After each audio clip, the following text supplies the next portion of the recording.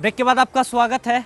तमाम सरकारी सुविधाओं से महरूम इस इलाके की खास बात ये भी है कि भगवान यहाँ भी बसते हैं, सियासत यहाँ भी होती है। जहाँ बिजली की समस्या है, आज़ादी को इतने साल हो गए, जहाँ रास्तों की समस्या है, तो इस सरकार से तो लोगों को जो उम्मीद बिल्कुल है नहीं और ना ही इससे हम कर सकते हैं। सरकार ने हर बार ये आश्वासन के सिवाय कुछ नहीं दिया है। हर बार कह दिया जाता है कि आने वाले सेशन से पहले हम इसके बारे में एस्टीमेट बनाएंगे, शिवालिक विकास बोर्ड में हम इस मुद्दे को उठाएंगे, जबकि 5 साल होने को हैं, इन किसी भी बड़ी समस्या का समाधान सरकार नहीं कर पाई है।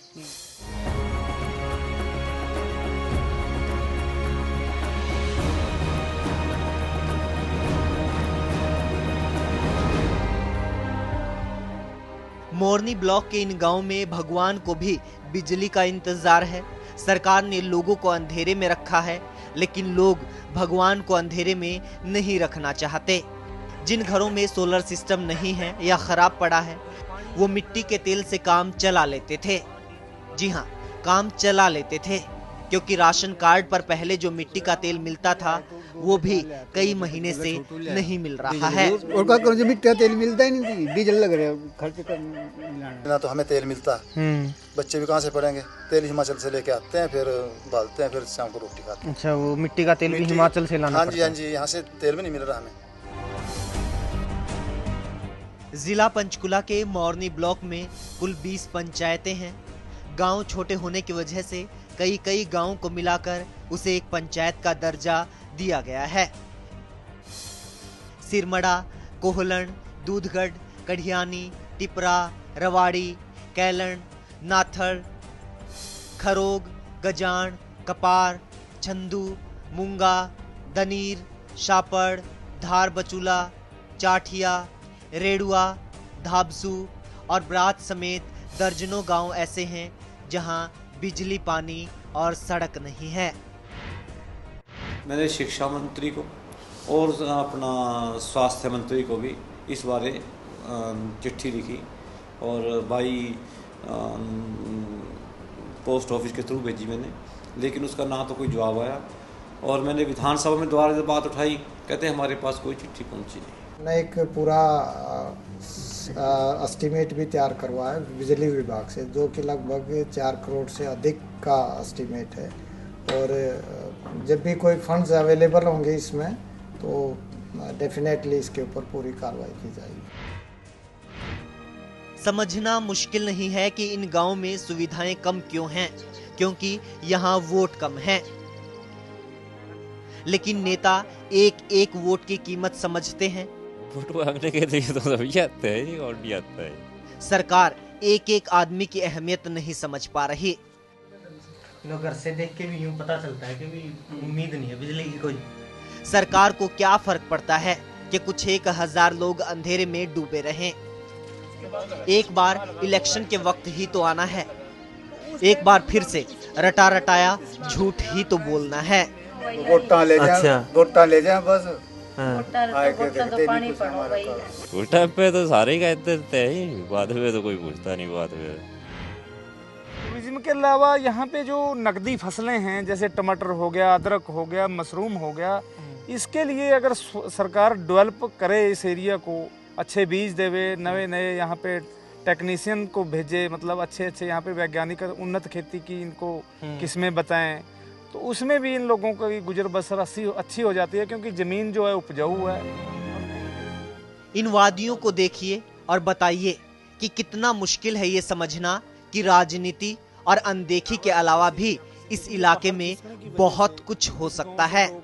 टूरिस्ट कॉम्प्लेक्स एक हमारा मिनी शिमला है मोरनी, तो निश्चित रूप से हमारे आदमी नेता की सोच है ये कि यहाँ एक बहुत बढ़िया टूरिस्ट कॉम्प्लेक्स बनाया जाए, यहाँ यात्री भी आए, रोज़गार मिलेगा, कोई दुकान खुलेगी, कोई और ट्रांसपोर्ट होगी, तो आने जाने वालों को भी अच्छा एक स्थान है और हमारे लोकल लोगों को भी उससे फायदा होगा। सरकार इस बात को बखूबी समझती है कि मोरनी हिल्स इलाके को एक टूरिस्ट प्लेस के तौर पर विकसित किया जा सकता है और सरकार उसके लिए कोशिशें भी कर रही है। उसी की एक कोशिश है ये एडवेंचर पार्क। आपको यहाँ पर तमाम चीज़ें करने को मिलेंगी commando nets, Burma bridge, river crossing, swimming bridge, haunted house, tree house, mirror fun, swings, park, cafeteria, ये तमाम चीज़ें इस पार्क के अंदर मौजूद है। लेकिन ज़रूरत इस बात की है कि यहाँ तक आने का रोड बेहतर हो और इस रोड से आप 2-4 किलोमीटर जब उधर जाएं या फिर उधर जाएं, यानी कि भीतर के जो गांव हैं वहाँ पर भी रोड की कनेक्टिविटी हो, वहाँ पर पानी हो, वहाँ पर बिजली सप्लाई की जाए। हिमाचल जैसा कि हिमाचल है, शिमला है, ऐसे मोरनी हिल है, जो करना चाहे तो अच्छा टूरिस्ट प्लेस बन सकता है। यहाँ आने के लिए लोगों को सड़क सुविधा नहीं है, इस करके यहाँ कोई आता नहीं और सरकार इसके ऊपर कोई विशेष ध्यान नहीं दे रही। सरकार को चाहिए कि यहाँ सड़क की व्यवस्था हो, बस की व्यवस्था हो, बिजली पानी की व्यवस्था हो, ताकि जो बाहर से टूरिस्ट आए यहाँ रुके। जैसे शिमला में है, शिमला में माल रोड, इस तरह के जो फैसिलिटीज़ हैं तो वहाँ लोग जाना चाहते हैं। ये तो अपने नज़दीक है, यहाँ तो और भी जो है टूरिज्म को बढ़ावा मिल सकता है। लोगों को इस इलाके में आने के लिए आकर्षित करने के लिए सरकार की एक कोशिश ये भी है, ये टिक्कर ताल है, बेहतर नज़ारा है यहाँ पर कुदरत का, बोटिंग की भी व्यवस्था है, ठहरने का भी अच्छा खासा इंतजाम है। कुछ इसी तरीके की कोशिशें करके सरकार इलाके के लोगों को टूरिज्म के साथ जोड़ सकती है। सरकार अगर कोशिश करे तो इस इलाके के लोगों को संपन्न किया जा सकता है। कोशिश ये होनी चाहिए कि सरकार लोगों को न सिर्फ संपन्न करे बल्कि सुविधा संपन्न करे और यहाँ के लोगों को इनके घरों तक, दूर दराज के गांव तक हर वो सुविधा उपलब्ध करवाए जो हर रिहायशी इलाके के लिए जरूरी होती है। गुजर बसर के लिए खेती और मजदूरी करने वाले ये लोग बहुत मेहनती हैं। इन परिवारों के ये बच्चे बहुत मेहनती हैं। इस रवाड़ी गांव के छोटे छोटे बच्चे जिन्होंने केजी में पहली क्लास में एडमिशन ले रखा है, वो बाया इस नदी को क्रॉस करके, चाहे इसमें जितना मर्जी पानी आ जाए, उन लोगों को, उन बच्चों को वेट करनी पड़ती है, पेरेंट्स को पकड़ के अपने बच्चों को नदी पार करानी पड़ती है और फिर शाम को जब वो स्कूल से छुट्टी करके आते हैं फिर उनको लेने नदी के पास खड़े होना पड़ता है ताकि वो अपने बच्चों को कंधे के ऊपर बैठा के नदी पार करा लें। निशा बताती हैं कि कई किलोमीटर दूर स्कूल तक पैदल पहुंचकर इन्होंने 12वीं तक की पढ़ाई की, अब जेबीटी कर रही हैं। यहाँ से पैदल कितनी दूर चलना पड़ता है? 1.5-2 किलोमीटर। 1.5-2 किलोमीटर। प्राइमरी स्कूल भी नहीं है आसपास कोई? नहीं। प्राइमरी स्कूल के लिए भी कितनी दूर जाना पड़ता है? 4-5 किलोमीटर। फिलहाल निशा को जल्दी है कि अंधेरा होने से पहले किसी तरीके से खाना बन जाए। और कब से देख रहे हैं यही हाल है? जब से जन्मे यही हाल देख रहे हैं। अंधेरा होने से पहले इन लोगों को हर काम खत्म करने की जल्दी होती है, क्योंकि यहाँ जब अंधेरा होता है तो फिर रोशनी बिल्कुल नहीं होती।